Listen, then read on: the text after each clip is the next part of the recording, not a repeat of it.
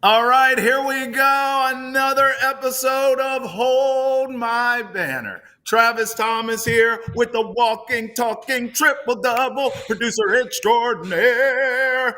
Ante Campbell, what do you say, Tay Tay? What's up, two T's? We had a lot of time together over this past weekend, man. It's been a great weekend I've been spending with you, my guy. Can't wait to do another episode of Hold My Banner for the people, man. Bro, so listen, we have been spending a lot of time together. I want to get into that to start this show, but before I go there, we've been spending so much time together, Tay. Are Hmm. you tired of me yet? You work you work with me. We work long hours here at Nesson, but now Yep. as we're about to explain to the people here, we've been spending time together outside of Nesson on behalf of Nesson. But are you tired of me, Tay? I know you ain't tired of Nesson. Are you tired of me yet? You told me this weekend you feel like the cool uncle. And Yeah. I used to grow up hanging around my uncles and aunties all the time. So I'm used to you, Travis, already, Okay. bro. So, yes, I'm not tired of you. Not yet, at least. Not yet. Yeah. Well, just to add one other word there, I am the cool, drunk uncle. The end. So we'll so we'll let's start there. First of all, I want to give a shout out. So one of our faithful watchers, faithful listeners, is a friend of yours who works for the Red Sox. Her name's Jamie. And Ante, we were at an event we're going to talk about here to start. Hmm. And she walks up to me and she's like, "Hey, I need you over here for this picture." I said, "Okay." And I said, "Sorry, I was trying to catch up with Ante and figure something out." And she goes, "Yeah, he's a troublemaker. He has that effect. He is the walking, talking, triple double after all." I said, "Oh my God." Tay, she delivered it better than I deliver it. And I said, "Oh my God," I was taken aback in a good way.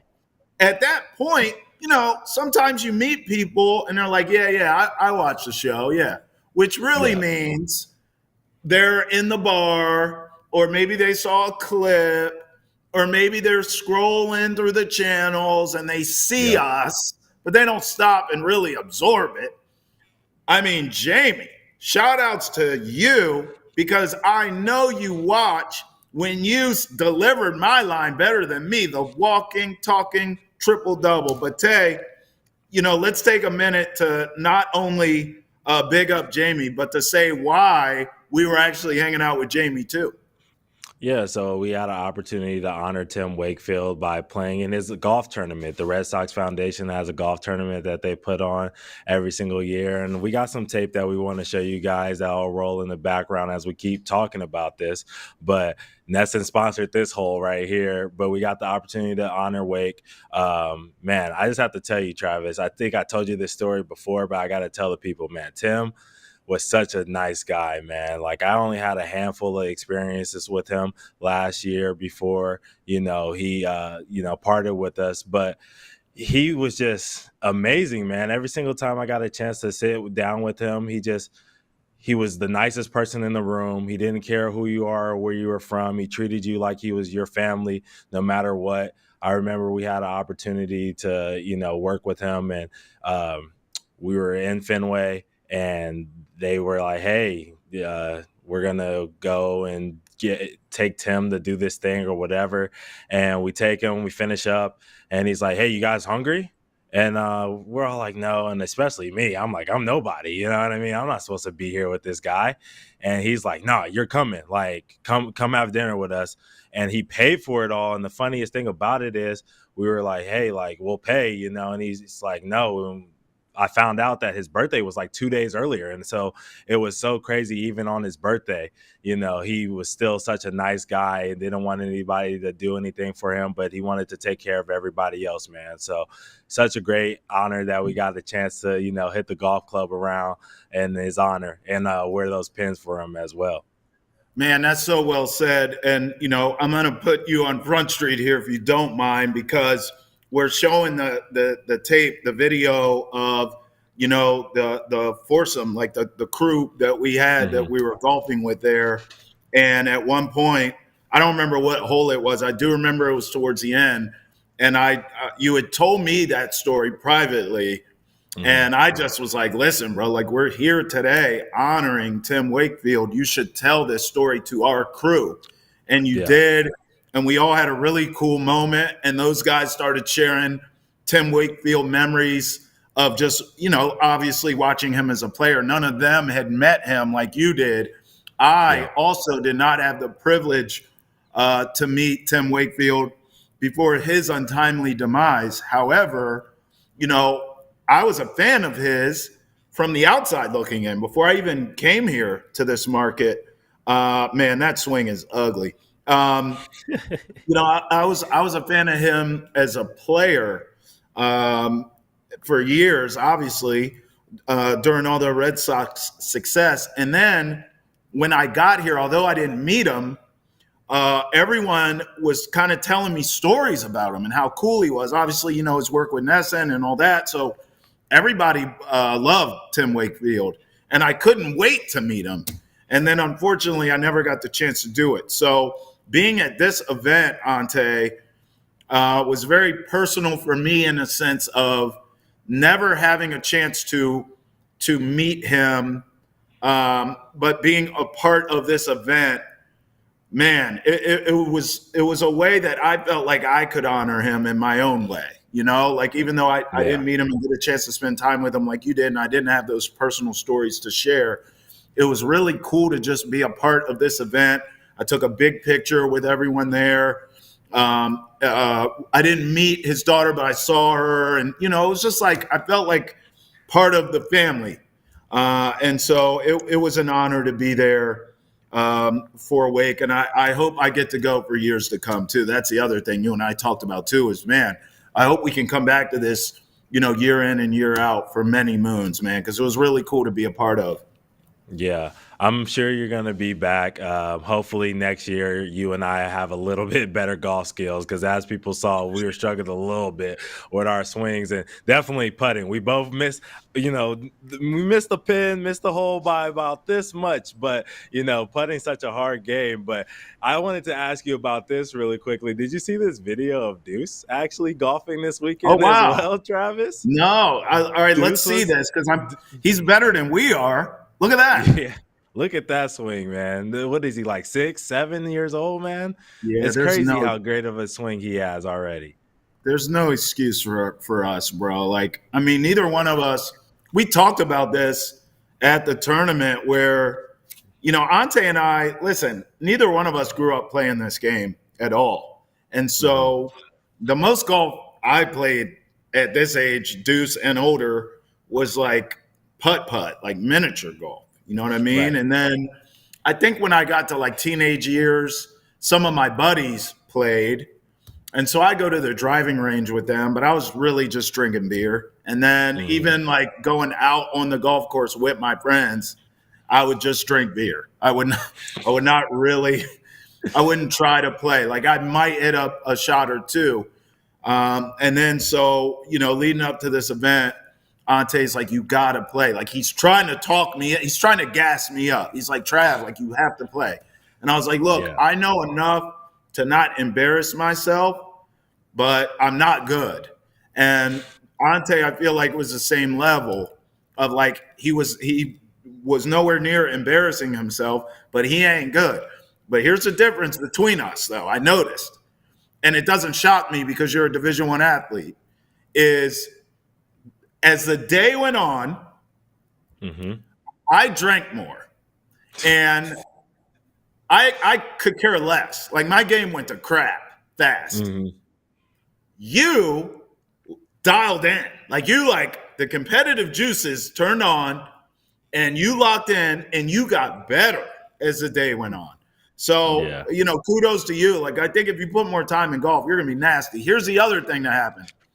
I need golf shoes because them damn Easter Sunday dress shoes I had on. You were slipping like the Flintstones trying to get out of trying to get the car running.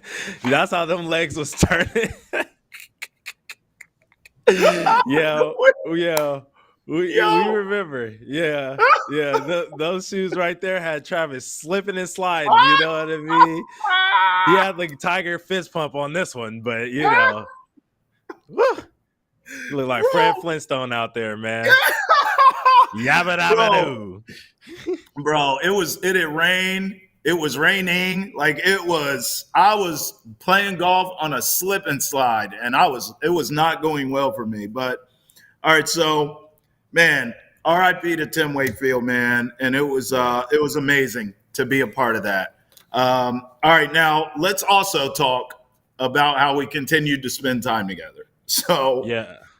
over the Go weekend, ahead. we teased this on the last hole of my banner. We teased that this Hmm. was going to happen. We went to the Big Three here in Yep. Boston. And you know what's interesting is on this show, several times, I've talked about growing up in the DMV, how it prepared me for Boston because Boston is such a sports town. The DMV really is a basketball mecca. And we Hmm. know, like, the list of players, I'm just looking at this Kevin Durant, Steve Francis, David Robinson, Elgin Baylor. It goes on of people who have come out of that DMV area, including rest his soul Lynn Bias, who should have been a Celtic, right? We should have watched Hmm. for years with the Celtics, but he passed so tragically. So I knew, kind of like I was talking about with Tim Wakefield, as I was a fan before I got here. I knew before I got to Boston that Boston loved their basketball. Hmm. Once I got here, I saw it and I realized, like, oh man, they really love their basketball. And we understand, like, the 18 banners that the Celtics have don't hurt. Obviously that's one of the more popular franchises in all of sports, period. Hmm. By the way, we're going to find out soon, Ante, how much they're worth, right? I mean, we're going Yep. to see just how much they're worth, and we know that's going to be astronomical. Boston also has three Division One college basketball teams: Northeast Huskies, Boston College, and Boston University. Now, none of those teams have won a natty, Ante, but they have conference titles. There's proud histories there, basketball wise. Yep. Just like where you're from, LA.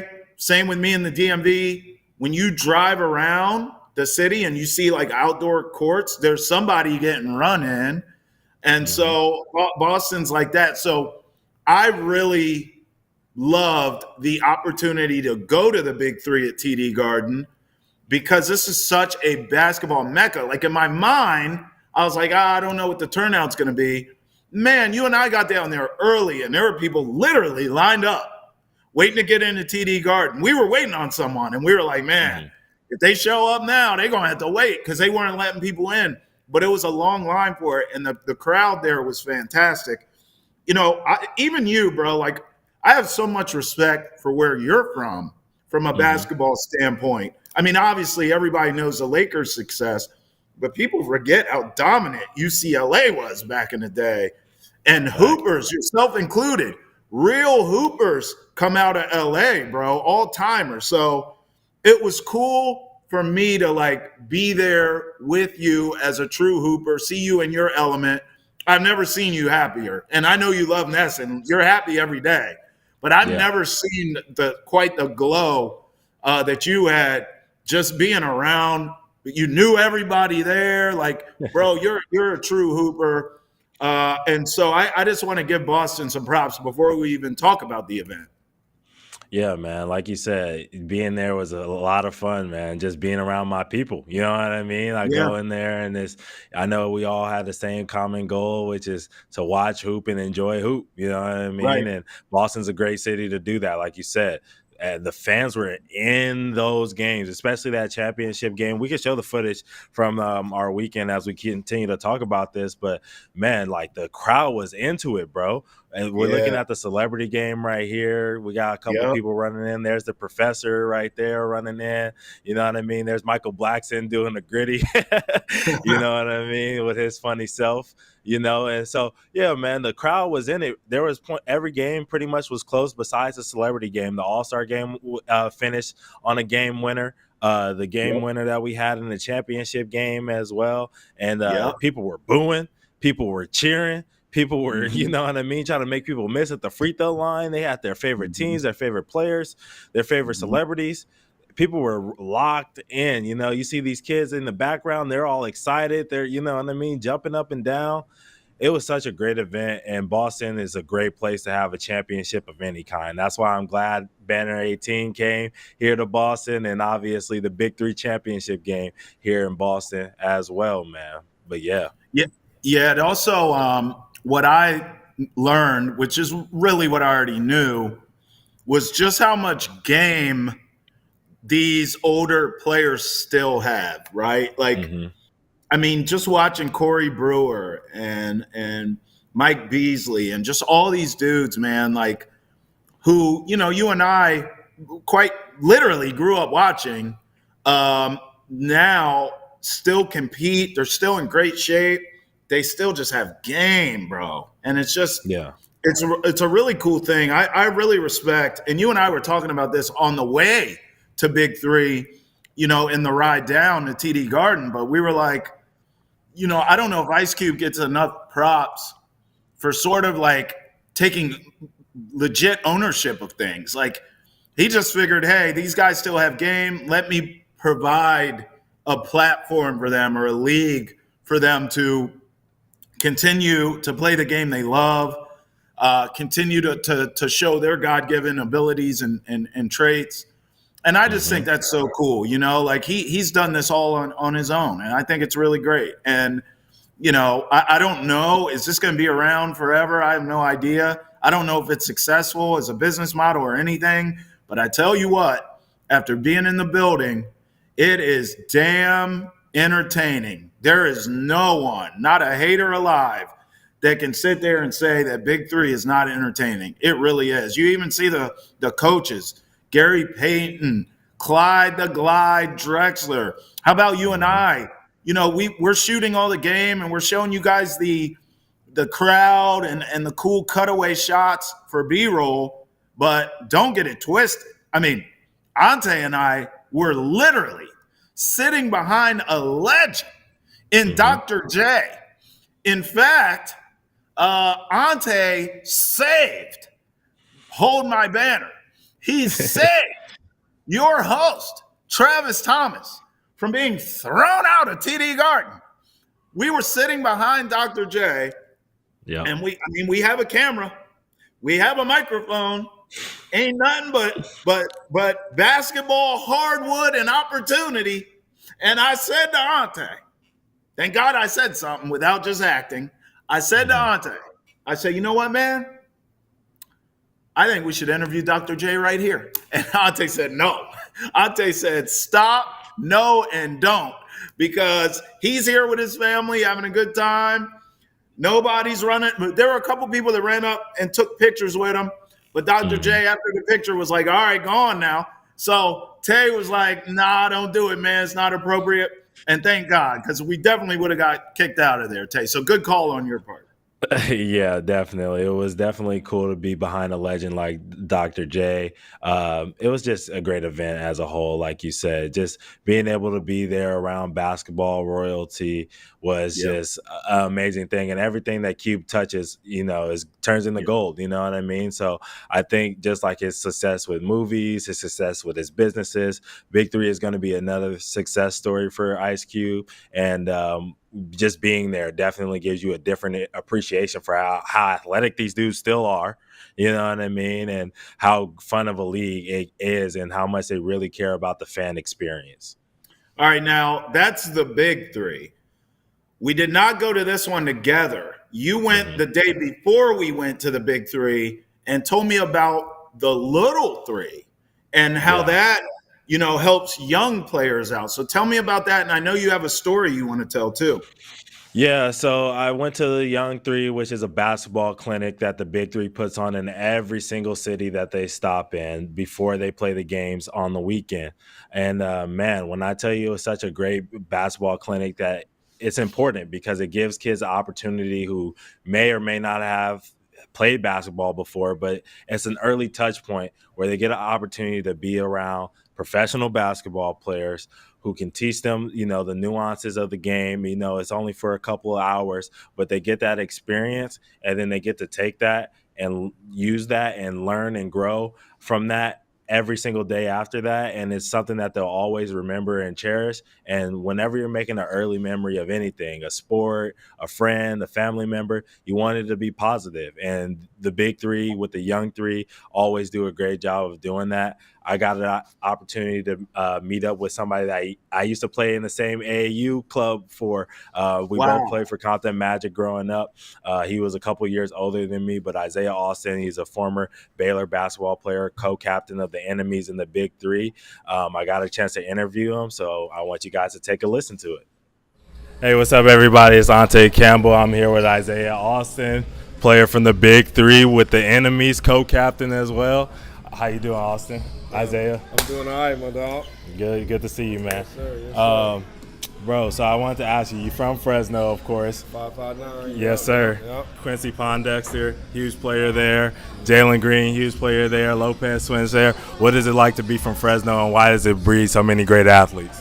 Man, I think it's just, it's one of the best basketball states in the world. It's just a big old state and a lot of talent coming out of there. We just had the kid AJ Johnson just got drafted. You know what I'm saying? So I just think it's just a culture in that city. Yeah, what do you miss most about Fresno? I can tell you I miss Doghouse, bro. I love the food out there, man. So I had to know, Fresno State basketball player here. I got to ask a Fresno native, what do you miss most? Man, I miss my granny. Yeah. I'm going to be honest, I miss Imogene. Yeah. That's what's up, man. Obviously, we know you had to stint away from basketball. Basketball was taken away from you. I know when basketball was taken away from me, it was always tough, man. So what did you learn about your time away from hoop? Just to cherish it and to take it as a privilege. Basketball is something that you should face every day and love and enjoy. And you kind of look back when basketball's away, when you're away from the game, and be like, you know what, I could have did this, and that to become a little bit better. And you don't want to take misadvantage of the opportunity that you have. So you want to be able to cherish it. You want to know that, first and foremost, it's a privilege. Everybody wants to be able to play the game, but everybody doesn't have the opportunity to. So just cherish it, man, and, just enjoy the time that you get with it. Yeah, for sure. That's for sure. Look, I also want to ask you, we're here at the Young Three today doing the basketball clinic. You're coaching up the kids. What is the Young Three for people who don't know, and what does it mean for you to be able to show these kids the game, maybe sometimes their first time, experiencing basketball in their life? Yeah, so the Young Three, man, it's just a free clinic that we give out to the kids in the different cities that we visit.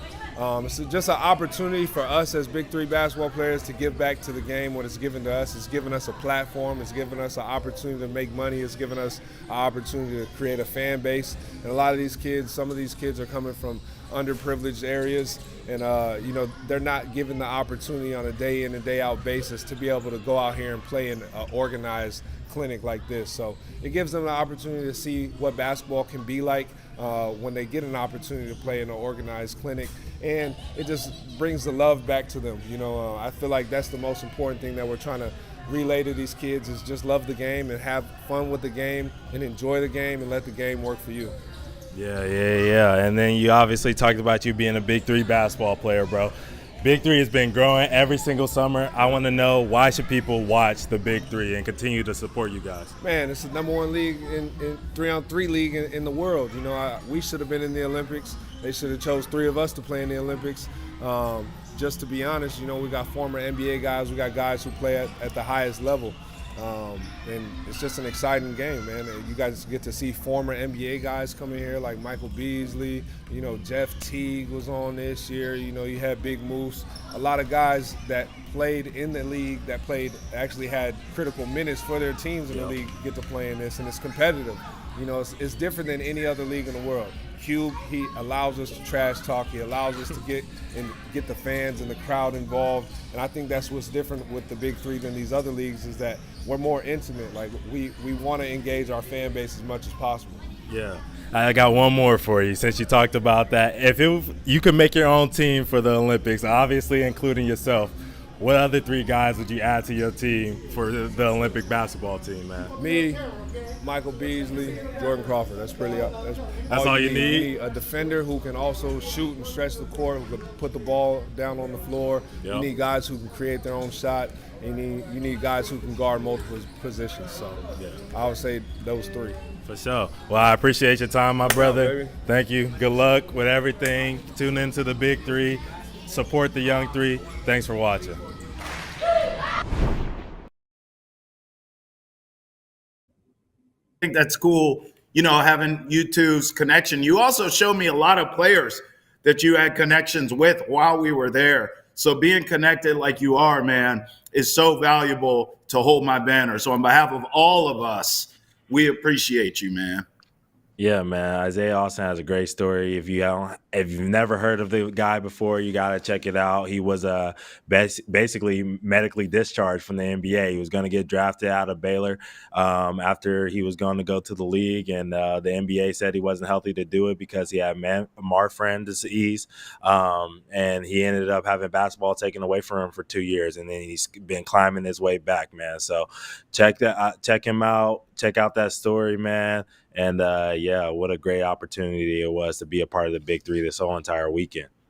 Now, if we were to draft our own Big 3 teams, but with current NBA players, okay, how would that look? Let's have a little draft to see how that would look. Let's do it. And I actually brought the dice. Let's see, I brought the dice. I'm going to shake it up, and I'm going to let you choose odd or even.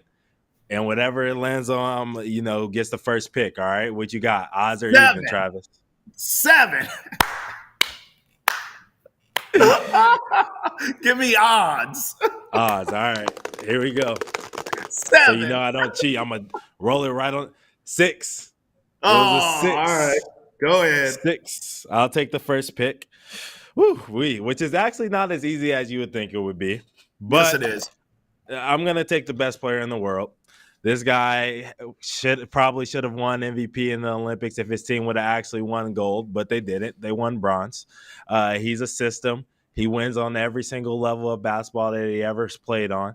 It's very simple. I got to pick the Joker, Nikola Jokic. Fine. Wemby, thanks. I mean, give me the greatest gift in the world. Thanks. Okay, so you're going to take Wemby. I like that. I am not really worried about that because I'm going to get a guy who was named the Freak before there was an alien. Yeah, the guy from Greece, Mr. Giannis Antetokounmpo. Thank you very much. Okay, if we're talking about the future, I love that pick. Not that he's not the present, but my guy still has stuff left in the tank. And I'm going to put him right on your guy, Giannis. Give me LeBron James. On a 3-on-3 court, you think LeBron, Mr. Stand straight up and down, can guard Giannis?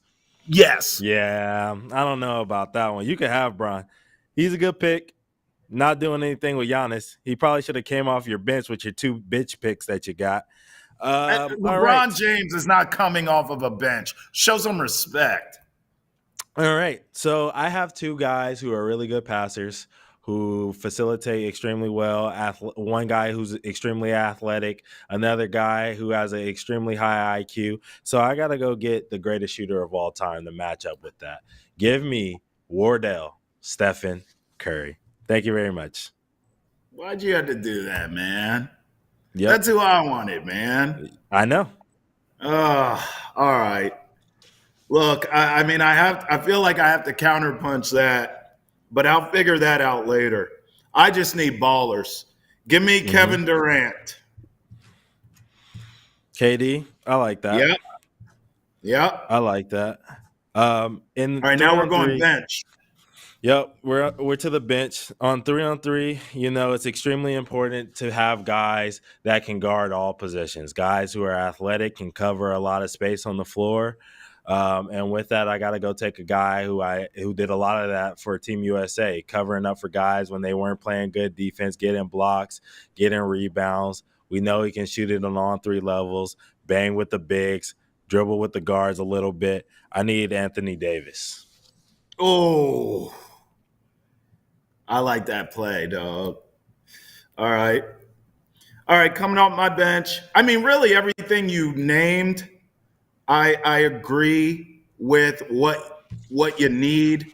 Being able to guard multiple positions, being versatile. I'm just not going to go a big man. Give me Luca coming off my bench. Wow, Luca. Mm-hmm. Okay, I like that. I like that pick. This is where it gets tough because I always love picking a Celtic in these drafts, and Yep. I really do like Tatum, man. I really do like Tatum. God, you and Tatum. But hold on, you left a young lion on the board for me to go and get from Atlanta, Georgia, out of the University of Georgia. I need number one for the Minnesota Timberwolves. Give me Anthony Edwards. Come on, Travis. Damn, man. You know I was going Ant. You threw me a nice curveball there because I thought for sure you were going Tatum, and I was so excited for that. All right. I'll tell you what. Since you threw me for a loop, I'm going to throw you for one too. Forget Jason Tatum. I'm tired of this guy getting disrespected. I just saw him training underwater with weights, jumping out the pool. I mean, you talk about jumping out the gym. I see my man jumping out of a pool. Travis. Jaylen Brown. Travis. Yeah, you heard me. You did not just do that. Yeah, I did. Yes, I did. No way. We just made a list of the 10 best players or 10 of the better players in the NBA, and we left out Jason Tatum after all the slander. You left him out. No. You had the opportunity, and you said, forget him. I want his teammate. You're just as bad as Team USA. You're just as bad as Steve Kerr. All that smack you've been talking on this show, Travis. All that smack. No. You owe Steve an apology. Apologize now. I pulled a reverse Grant Hill. Instead of showing favoritism to all these damn Celtics, except Jaylen Brown on my team, you're embraced. Come on down, man. You can be yourself.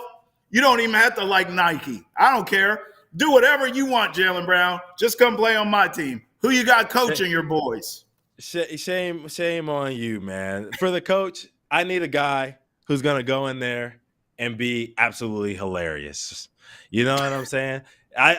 We just need fun, love, lighthearted energy. You know what I mean? Because I got a lot of dogs in there. It's going to be a lot of beating of the chest. You need somebody to come in and break that up a little bit. All right. So I need Kevin Hart. I got a lot of height on this team. I need a short guy, Kevin Hart, to come in and be my coach. I respect that. All right. I'm looking for the opposite. I want a coach with all kinds of dog in him. And I'll be honest. I would have never selected this guy to coach my team until I went to the Big 3 with you at TD Garden. And I watched him get buckets in the celebrity game. In fact, he won the MVP in that celebrity game, I believe, for the third time in a row. I want Gillie to coach my team because I see he's got that dog in him. I know he's going to be all up in my players' faces, cussing them out, trying to hype them up. So I'll take Gillie. So just to recap here, Ante's team coached by Kevin Hart, Anthony Edwards, Giannis, Steph, Anthony Davis, and Jokic. My team coached by Gillie, Luka, Wemby, Bron, Kevin Durant, Jaylen Brown. Getting love, finally. Let's go. My team's going to beat your team. Y'all let us know. As always, y'all let us know in the comments which team is winning. We know whose team is winning. It's mine, even though Travis has the Celtic this time. All right, that's it for us here on Hold My Banner. I mean, listen, Ante, you gotta admit, Jaylen Brown training underwater is impressive. My man was holding weights. He was down there doing dribble packages underwater. I said, look at this NBA Aquaman right here. He jumping up out the water. I said, man, this guy is coming into this season looking for revenge. Jaylen Brown gonna be balling out, bro. All banner 19. All banner 19. Hey, playing dirty, not clean. Yes, sir. Yes, sir. I agree, man. Him and Brown, which is why, Tatum's going to be putting your clip on his wall, on his TV before he's going out there to play games because you disrespected him just now. But yeah, they got all the ammo ready, and they're clearly ready to make everybody pay, including Travis Thomas. You can tell I don't like Steve Kerr. I ain't even apologized to him, dog. That's it for us here on Hold My Banner. For Ante and Travis Thomas, we really appreciate you. Thanks for all the love. We've been out in the city so much doing events, and all of y'all have showed us love. Shout outs to Jamie for watching the show and supporting us too, man. Appreciate y'all. We'll see you next time on the next Hold My Banner. Peace.